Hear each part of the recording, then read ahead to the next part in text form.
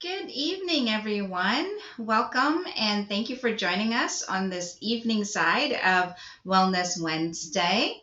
I'm excited to have with me a friend of mine, Brittany Elliott. And so I'm excited to have this conversation with her about mother's self care. Let me just give you a little bit of a background about Brittany. So, Brittany Elliott is a self care and mom life management coach. She's also a podcaster, speaker, and the creator of Back to You in Five. And we'll learn more about Back to You in Five as we get into the conversation. She helps married, working moms feel vibrant, empowered, and fulfilled by creating simple, sustainable self care routines that help them reconnect with themselves and improve their overall wellness. Back to You in Five offers simple, effective resources to mothers as they embark on their self care journey, provides women with encouragement and support as they adjust to their roles as mothers and create the life they see for themselves, and helps mothers manage the overwhelm, frustration, irritability, exhaustion, identity crisis, and resentment that is experienced along the motherhood journey. Brittany works full time as a higher education administrator and is currently the secretary and the Health and Wellness Committee chair for the Urban League Young Professionals of Greater Pittsburgh. She spends her time reading self improvement, leadership, and mindset books. She enjoys resting and spending time with the people she loves. Her favorite quote is, "My mission in life is not merely to survive, but to thrive and to do so with some passion, some compassion, some humor, and some style," by Maya Angelou. So let's dive right into this topic. And I'm so excited to have with me again Brittany Elliott, back to you in five. Hi, Brittany. How are you? Hi, I am doing great. Sharon, thanks for having me. Viewers, thanks for having me.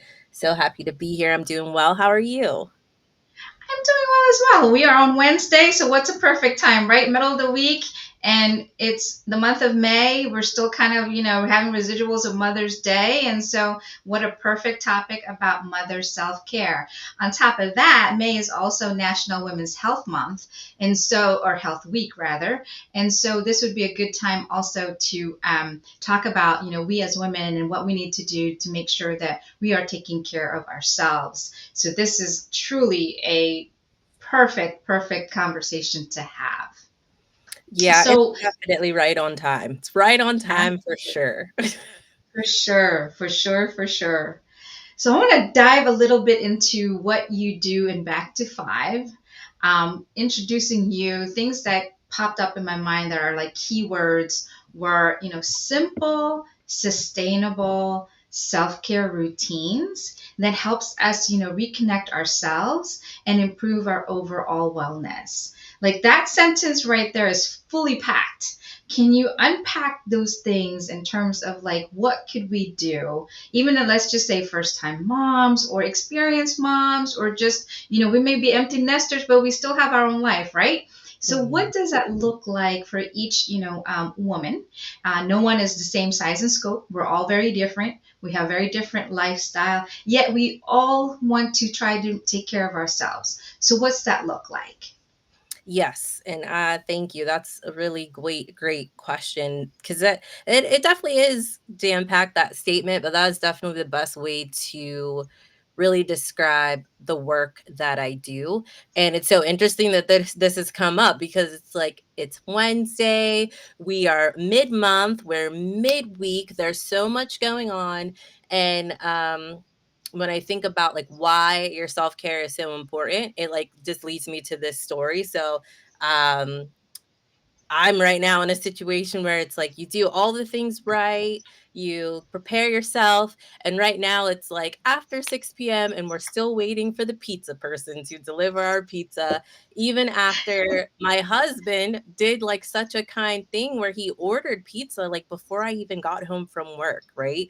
So that I could be here and I wouldn't have to worry about it and our daughter could be eating. And it's like now I'm watching our cameras to see when the pizza guy is here and my daughter's like, I'm starving, and so I'm so happy that I took time for myself this morning and started my morning with self-care, right? Doing something for me to start my day. And so the simplicity of it is really about what can you do for you every single day, even if you only have 5 minutes, right? Because when it comes to protecting your well being and happiness, and for me, your well being is really like protecting your health and protecting your happiness. When a lot of people talk about self care, it's about, the brunch and, date night and taking trips. But those things are not sustainable, right? We cannot do that stuff every day. Most of us cannot do that every day. So, what can we do in between? And so, when we do something like focusing in on how much water we're drinking, that is something that we're doing that is beneficial to our health. When we're getting back to activities that we really like to enjoy, like if you really like to dance or if you really like salsa music and you stop listening to the songs that your kids like and you start listening to the ones that you like, those are really the type of activities that I ask women to really think about. Like, think about getting back to you, right? Back to you in five is really about getting back to you in these like five pillars, if you will, that really help you stay on track with that simplicity and that sustainability as well. And that's interesting you say that because it's, back to you in five, though it's, 5 minutes may seem not as much, but if you think about the pause or the time that you actually try to breathe, 5 minutes is plenty if you think about it, in the way of the activity. And again, I go back to, as you're starting out and you're starting to recognize that, oh my, I really need to establish a roadmap, or how can I even do this, whether you're working from home or you're at work.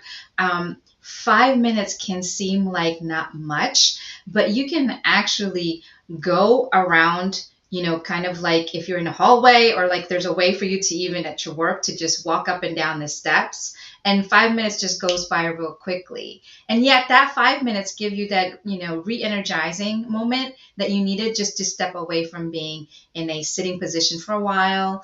A little 5 minute stretch, especially for us that work from home and are just looking at computers and working at, in front of that, the stretch helps a lot, just breaking the monotony, even if it's just, stepping out of your office, taking that water, like you mentioned, since we're not drinking a whole lot, which here's my water.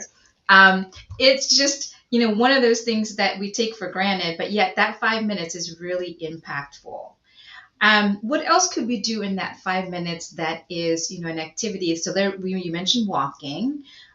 What else could that be that we could do again in the span of your day, and at the beginning of your day? So if you're an early riser, some of us are, and if you're not an early riser, but you're somewhat in the middle, it depends on what, shift you're starting with.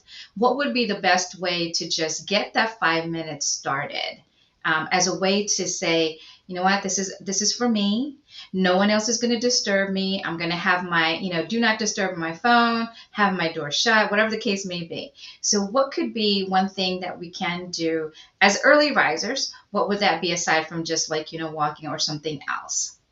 Yeah, for sure. That's a really great question, especially because you're correct. Like 5 minutes can seem like nothing, like not enough time. Like that 5 minutes leading up to a meeting, you're like, oh, it's 5 minutes to my meeting. And now you're rushing. But then the last 5 minutes of your day, if you're looking for the clock to turn 5 o'clock, you're like, man, this 5 minutes is going so slowly. So it really is like a mindset shift in understanding that right now currently you're probably doing activities for 0 minutes, so anything that you can do more than that is going to be very helpful. And if you are an early riser, my challenge to you would be to, when you wake up in the morning, to really ask yourself, what is it that I need right now for me to feel my best self? Because a lot of times when we wake up in the morning, we're groggy and we're not always that excited that our alarm woke us up, or we're not that excited that we woke up before our alarm, right? And so you're already waking up with this tension in yourself. So you really need to say, okay, hey, what can I do for me right now that will help me feel my best? That might be listening to a song, it could be meditation, it could be prayer. In the mornings for me, I love to honor my body in the morning. Like I've just been sleeping, laying stationary for all that time. And now I want to get up and like feel my body move. And so I typically will start my day with a workout. And at the beginning of my self care journey, those workouts were like literally 5 minutes. And you can go on YouTube and you can find 5 minute at home workouts, 5 minute meditations, 5 minute journaling prompts. Like this is what I did, like with these 5 minutes.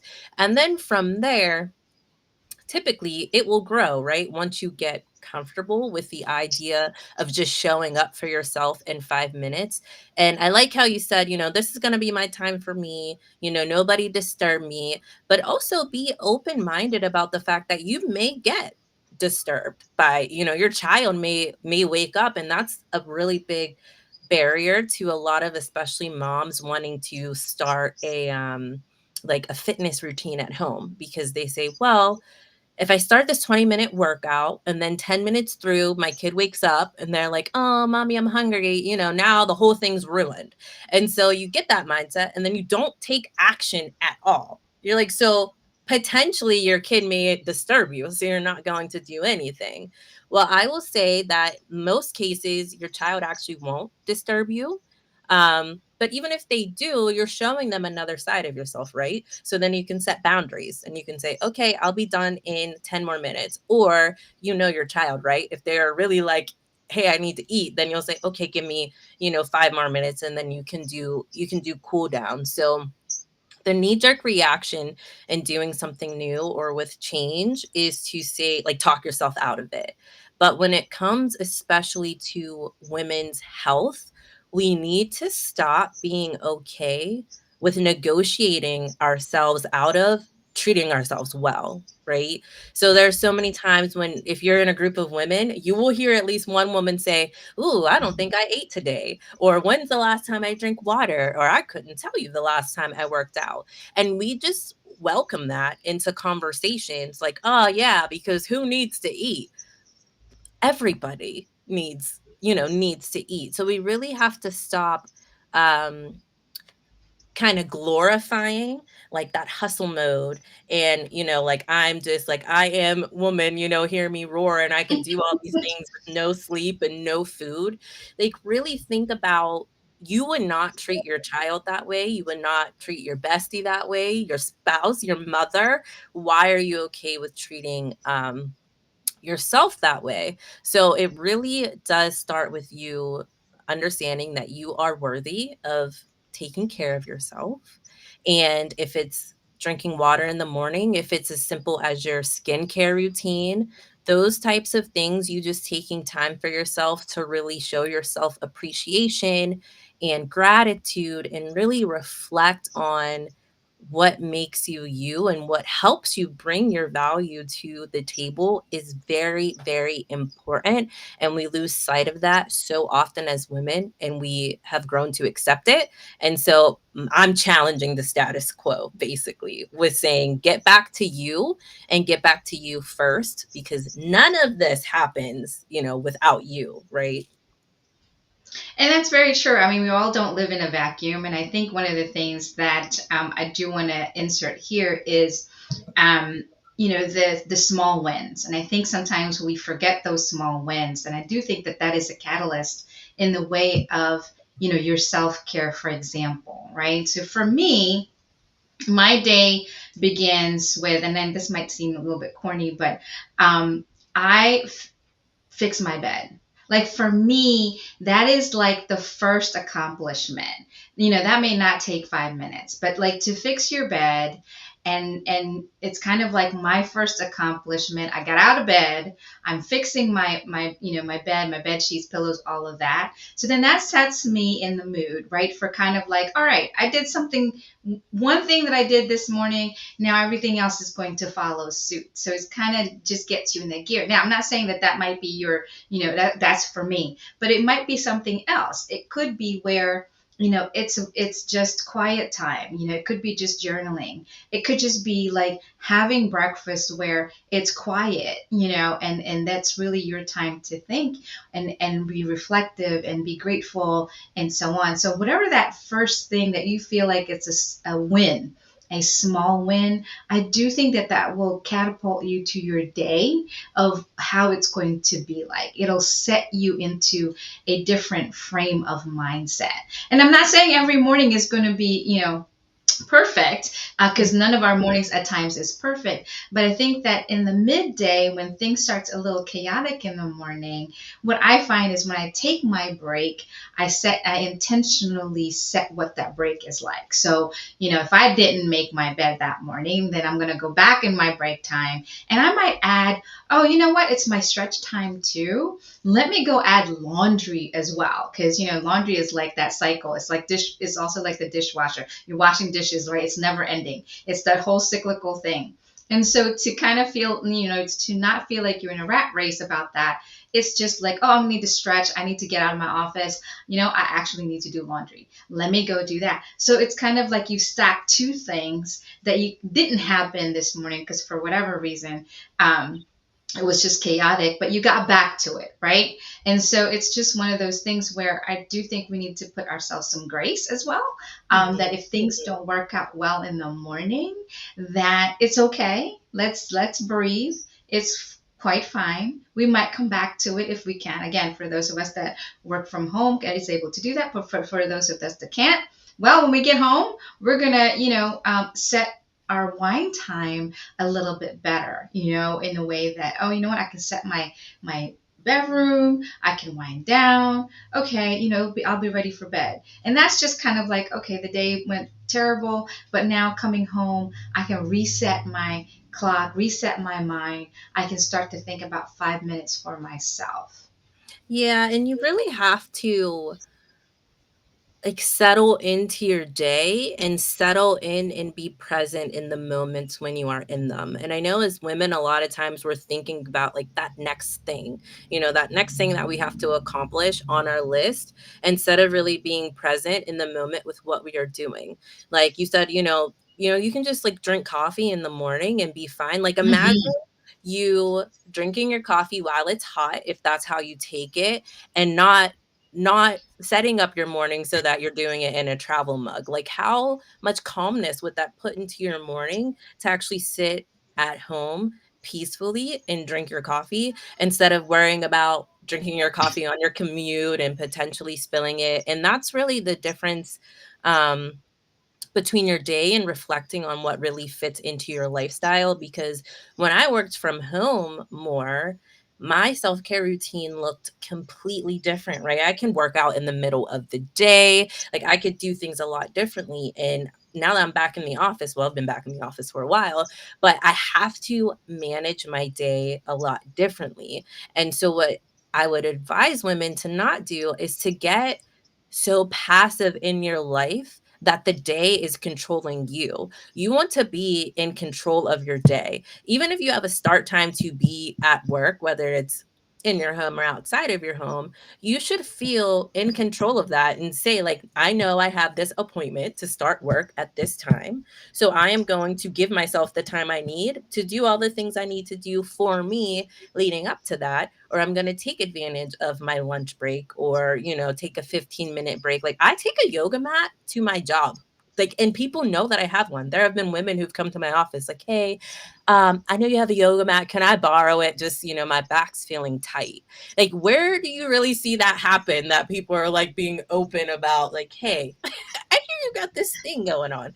So just really like loudly expressing like that self-care is important to you. And I talked about like the idea of those pillars and really being reflective. And so the pillars of Back to You in 5 are really social wellness, physical wellness, spiritual wellness, emotional wellness, and intellectual wellness.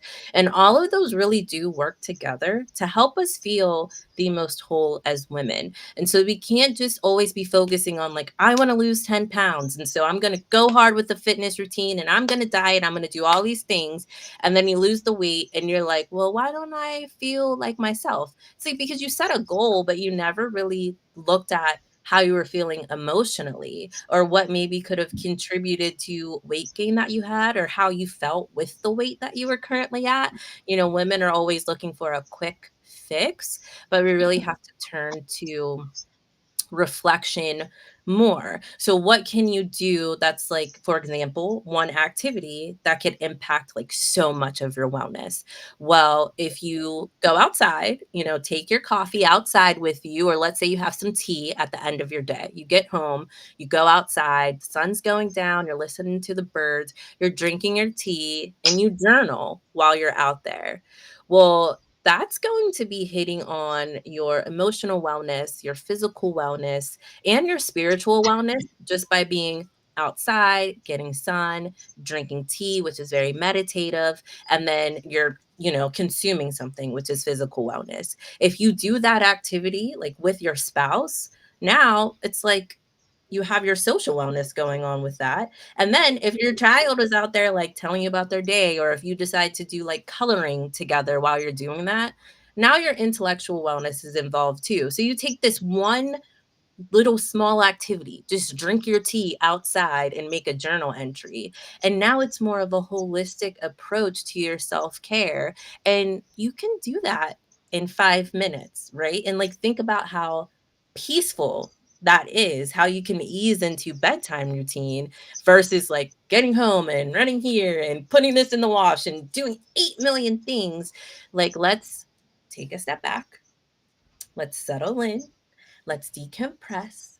Let's be present. Let's put our phones away. Like find those ways where we can just really like feel ourselves in step with like everything else around us, if that makes sense.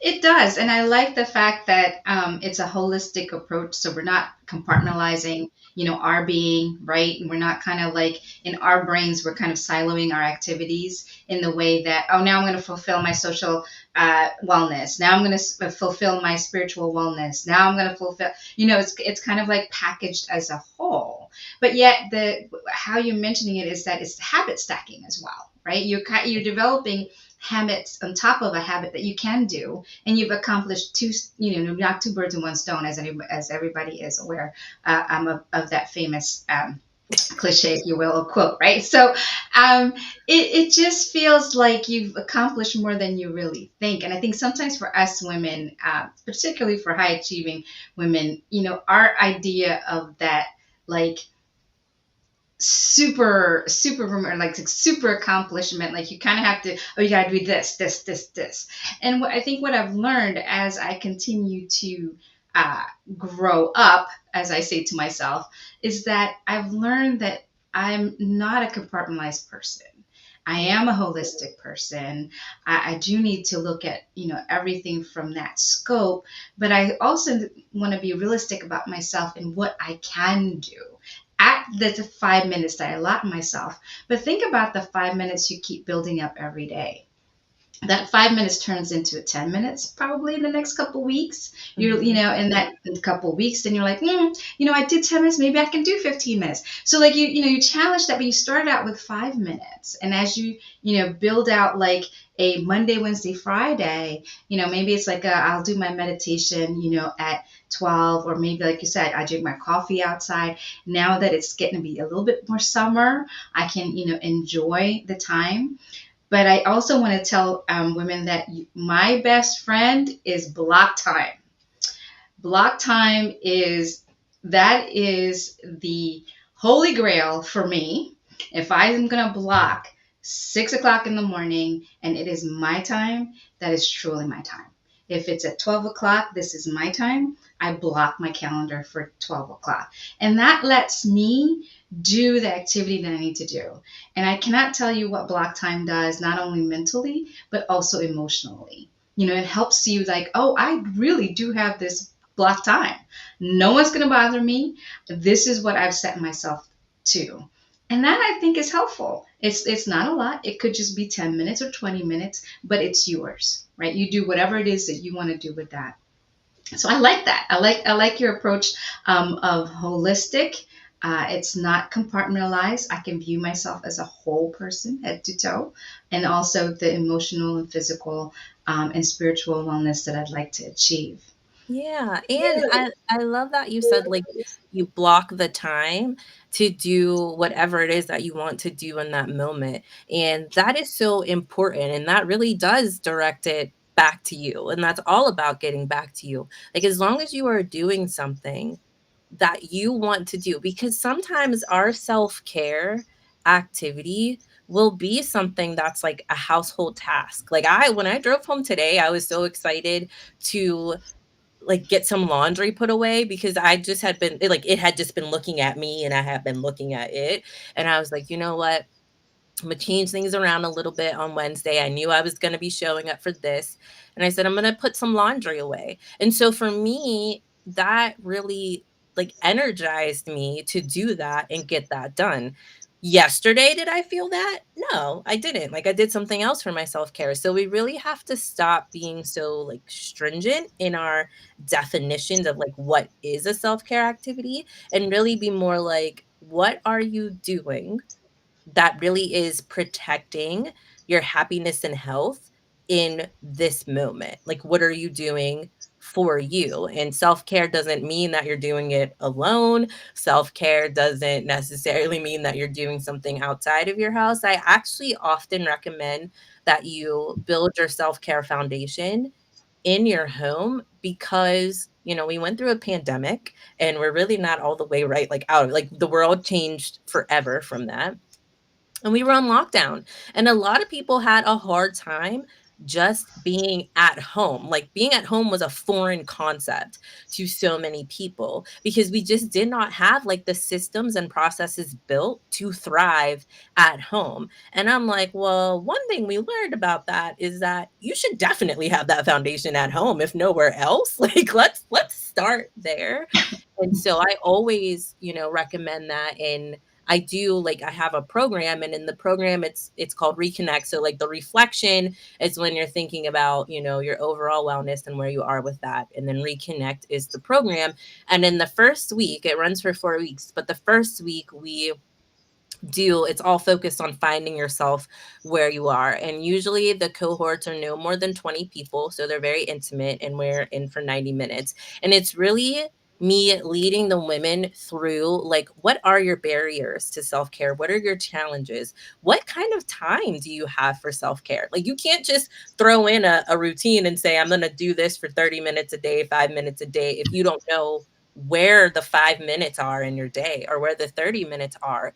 And so it's like you really have to start treating your life like a business. Like, you really do, like you said, have to block the time and understand where you are so you truly know where you're going. And if it's one activity that you're doing every day for weeks, and then once something evolves in your life and now you can add on another, um, that's really great. But I think it's first really settling into that mindset shift, because for a lot of women, prioritizing your mental health and prioritizing your physical health is like a foreign concept. You maybe didn't grow up with a mother who did that. Maybe you didn't have aunties who did that. You never saw that modeled.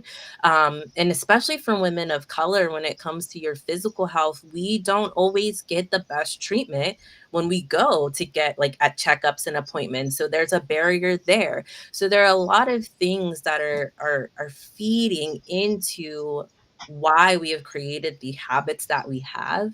And so you really have to be open to breaking that down.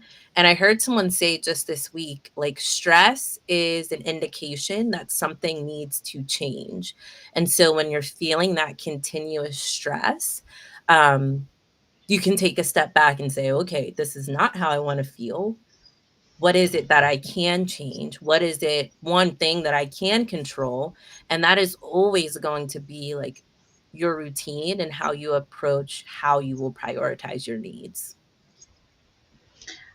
This is so much information that we've just talked about. I do want to recap it though, in the sense that we as women have to look at ourselves, holistically. You bring a great point. I mean, particularly with women of color, there are definitely challenges in terms of just accessing healthcare, how we perceive, what healthcare is in the way of our own health.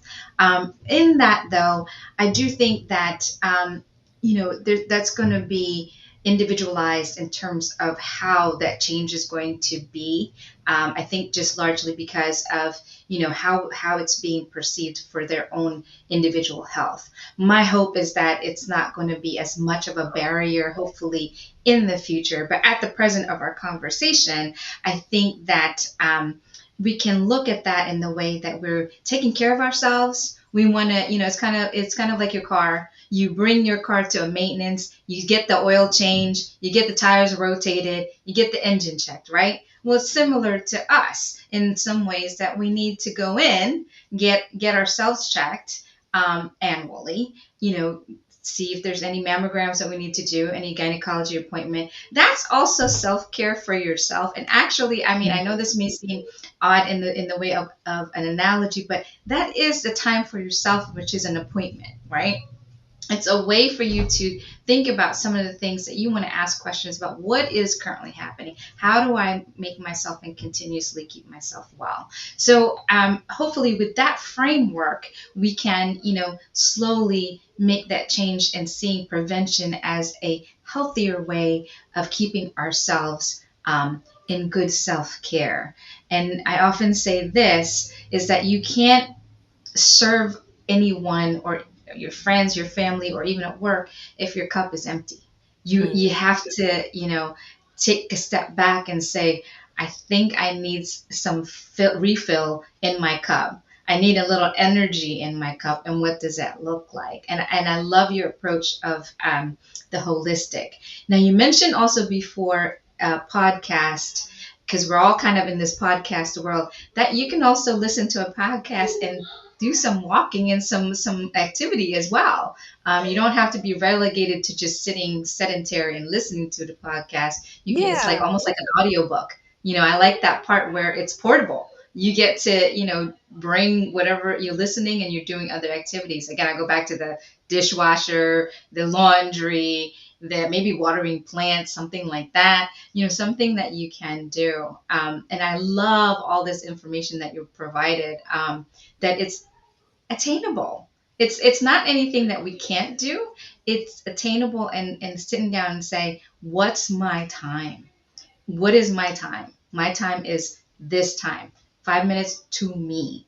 And I think that's the best gift that any woman can give to themselves. Yeah. And I like you would said, that it is preventive maintenance. Like, those things that you do with your car, that's preventive maintenance. And we really have to get into the habit of preventive maintenance for ourselves. Like, so often we'll hit bottom and then we try to like scurry around to fix it and get this quick change. But like you already know, like adversity is going to happen. There's going to be struggles, there's going to be challenges, and that there will be things outside of your control. That is just a fact. So why not really feel empowered to control what you can, like control how you show up for yourself? Because I often say too, like you really can't pour from, an empty cup. But the truth is we continue to do it, right? So it's like you can't pour from an empty cup and feel your best self, right? You're going to pour from an empty cup and then you're going to feel resentful. You're going to be overwhelmed. You're going to feel burnout. You're going to be frustrated. And that's going to send you on a spiral. So, why don't you, since you're going to show up for everybody anyway, let's feel vibrant, empowered, and fulfilled through that process. Let's do it that way. I love it. I love all the nuggets that you've presented so far. I think that we can certainly do those things. Um, as we're closing in time, we can certainly talk about this for quite some time. I would like to bring you back for other tips as well. So we'll love to have Brittany again, second round for self care. I think we've touched only a tip of the iceberg. So I wanted to ask, how can we reach you? What's the best way to get in touch with you? And then your resources, and then what are some, your website? What's the best way to do this? Yes. So, two main things, like in my mind, I'm like, two main things I want to talk about. So, one, with, reflecting on those 5 pillars of your overall wellness. I've done a lot of that work already for you by developing a wellness quiz that will really walk you through where you are with each of those wellness points and how you rate them, how you're showing up in each of those. So you can get that at backtoyouin5.com/quiz. It's a free quiz. It will take you about 5 minutes. Imagine that. And then you will get some tips on what activities you can do to actually impact those wellness points, which is really very important. So you really do reflect, and then you get the tools that you need to thrive. And then the second thing is the podcast, like you mentioned, Sharon. It's what self care looks like. And it's really talking about all of the challenges that we are faced with through the motherhood journey. And what's special about May specifically is that, it's the month of moms. And so I interviewed 7 moms, like for a Mother's Day series. And so those episodes are, no, I'm echoing. Those episodes are launching and dropping now, and that's at backtoyouin5.com/podcast. Excellent. Well, I would definitely want to bring you back for sure. And as you're talking a little bit more, I think we can still expand on a few more tips. So love to have you back. I would just say that the things that you've talked about, just to kind of close us out, is that it's something that can be done. It can be attainable. It can certainly be sustainable. Those are simple action items that you can do. It isn't. It doesn't appear to be so strenuous.